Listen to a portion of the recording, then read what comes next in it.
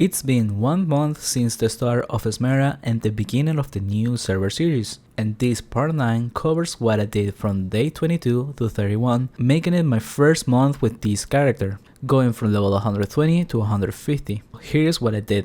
Starting day 22, I got a level in Greenbelt as per usual.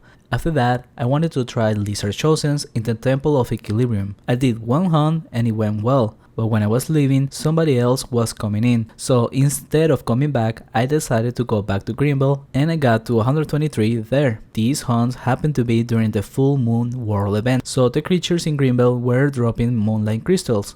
Those are very useful together with a werewolf amulet as it turns into a better version of the foxtail amulet for 1 hour. So I was happily hunting Greenbelt in order to stock up on the crystals for myself. On day 23, I wanted to try something else. Because of that, I went to the old masonry. This spawn is accessed by going through the death portal in the Halls of Hope at Thais, and all you need for it is to give 50 pelvic bones once. This spawn is considered a budget version of the old fortress in Eldran, that is easier to hunt and also more likely to be empty. The raw experience I was making here was around the 700k, which was less than Greenbelt, but it was a nice change of scenery and it wasn't that far behind, so I was fine with continuing to hunt here. Plus it helps to make progress on bestiary of other creatures. I went from level 123 to 126 in a bit under 2 hours in here, and then I still wanted to play a bit more, but with the goal of continuing to finish bestiary, so I did a short hunt in the Vampire Crypt of Eldran and ended the day at level 127.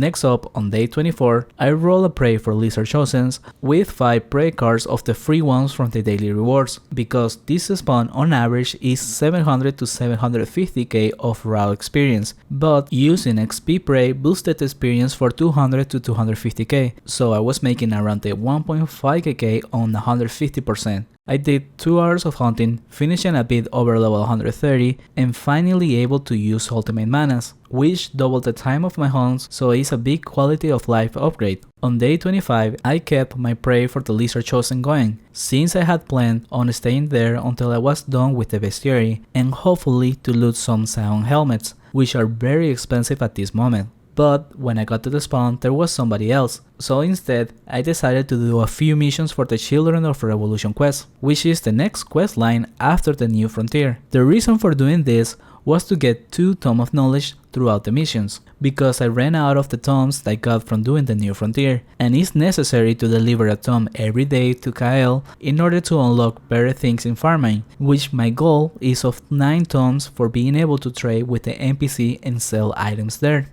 The location for the third mission happens to be on top of the Brimstone Bog Cave, which on the early days I did the task for but never did the boss. So I went ahead and did it while doing the quest. Then I got to mission 5, which is for the Phantom Army, and it also requires other people to finish. I stopped there so I could eventually do it later when I see people looking for players. Then logged out and came back later at night when I usually hunt, and now the Lizard Chosen were empty.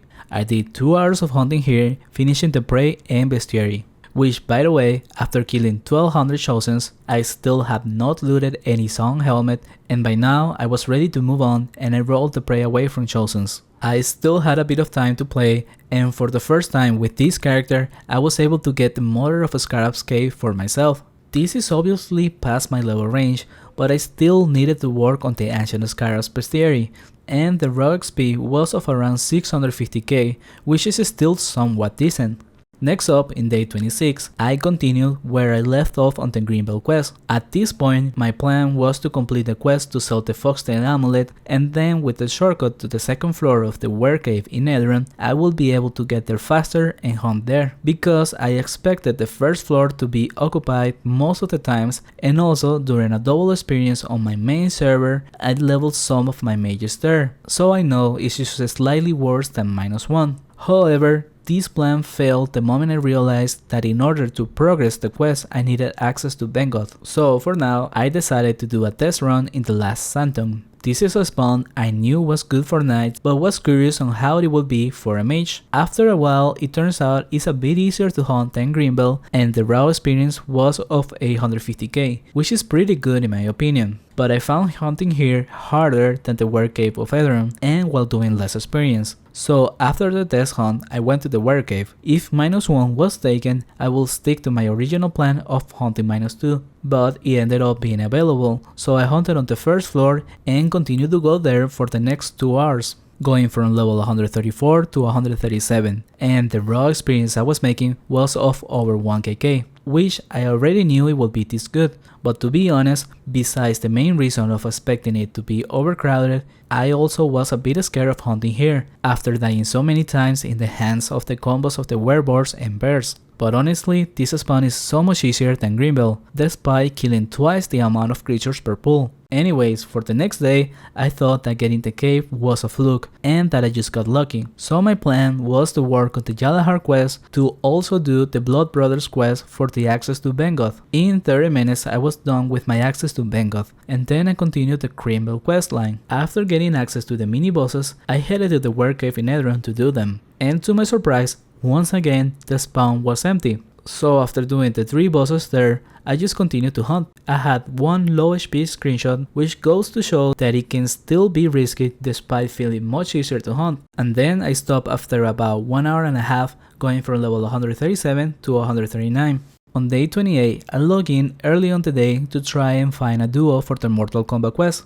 As I had already given 6 tomes to Kael, and in order to give more, this needs to be done first, and I found a level 80 knight willing to go, which in my opinion is a bit under level, but I had the damage to get through the quest. And the only true risk of dying for a knight is during the ice and fire bosses, especially the fire boss can do some heavy combos that kills knights even on the 130 range. So for these bosses the knight was kiting instead of tanking, and besides that the quest went fine. I then logged out and came back later at night to continue hunting in the Were Cave of Edron, which continued to be empty, but be aware that it could be just the time the hunt is very late for an American server. Regardless, I did have some people show up, mostly paladins that wanted to hunt the entrance, which was hardly noticeable for me, so no issues for my hunts. But I did run into a paladin that was a bit higher level and was hunting most of the east pools, and then I decided to test a different lab. So far I had been doing just a circle on the east side, and now I will change it to the west side. This made very little change in the raw XP, so it was basically the same.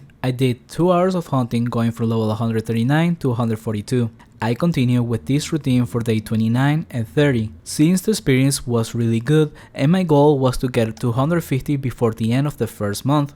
On the start of day 31, I was 148 and a half, so I didn't need to hunt much in order to reach the goal of 150. So I decided to finish the quest for the Foxtail Amulet, and then I got to level 150 in less than an hour. After that, my next goal was to try and finish more bestiary to have more progress for the month. So I first went to the Vampire Crypt, and in 15 minutes I finished the few monsters I needed. And after that, I went to the Mother of Scarabs Cave to finish the Ancient Scarabs. I finished that, and then also the calls of Acolyte and Adepts in Goroma. And that was everything I have done these past days. Here is the results for the first month of the new server. From 0 to 150, magic level 69, and 700 charm points. I started as a project with a budget of 500 Tibia coins, which were, in theory, used during the first week, but since I had been buying TCs back throughout the days, I never went negative in terms of Tibia coins. I don't have an exact track of the waste and profit, since it started to get harder the moment I started buying supplies with gold, but here's what I know. In this first month of playing, I have spent 1,170 Tibia coins, covering manas, potions, wands, and gold converters, and I have bought 1,675 Tibia coins throughout the month, which is over 500 TC in profit, but keep in mind I still have made extra profit that goes unaccounted for in gold. Lastly, in terms of character value, if I had sold this character on day 31, I would have gotten around 1k to 1.5k Tibia coins, because keep in mind, my character is still within the top 200 in the high scores. This is not what a character of this level will go in a normal server, but I haven't decided on selling it yet. However, I must confess that I'm definitely getting close to finishing the project, as it will start to get less and less profitable due to the inflation of Tibia coins, which has been going rapidly. But also there is a heavy lack of spawns to solo hunt as a mage on the 130 to 200 range, which is what I'm struggling the most with, since my main purpose for this character is to make content. And if all I do is hunting the Were Cave of Eldron, then even I will lose interest on doing it. With that said, that's all I got for this part 9 of the series. I am very thankful for those that continue to follow up on these new parts, and I hope to continue for a bit longer. And also, a special thanks to the supporters of the channel, Tuna Hero, Turtle Slasher, and Drunken Watson. Thank you for watching, and see you next time.